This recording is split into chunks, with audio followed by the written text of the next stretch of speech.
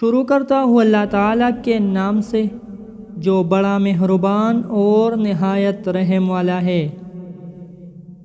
حضرت نعمان بن بشیر رضی اللہ تعالیٰ عنہ روایت کرتے ہیں کہ رسول اللہ صلی اللہ علیہ وسلم نے ارشاد فرمایا، جن چیزوں سے تم اللہ تعالیٰ کی بڑائی بیان کرتے ہو ان میں سے سبحان اللہ، لا الہ الا اللہ، الحمدللہ ہے۔ یہ کلمات عرش کے چاروں طرف گھومتے ہیں، ان کی آواز شہد کی مکھیوں کی بنبناہٹ کی طرح ہوتی ہے۔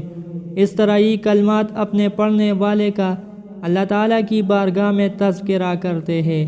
کیا تم یہ نہیں چاہتے کہ اللہ تعالیٰ کی بارگاہ میں کوئی تمہارا ہمیشہ تذکرہ کرتا رہے؟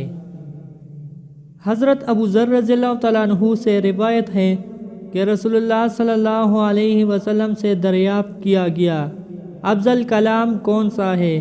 آپ صلی اللہ علیہ وسلم نے ارشاد فرمایا، افضل کلام وہ ہے جس کو اللہ تعالیٰ نے اپنے فرشتوں یا اپنے بندوں کے لیے پسند فرمایا ہے، وہ سبحان اللہ و بحمدہ ہے۔ پیارے دوستو، اللہ تعالیٰ ہم سب مسلمانوں کو ان حدیث مبارکہ پر عمل کرنے اور اپنی زندگیوں کو سنوارنے کی توفیق دے۔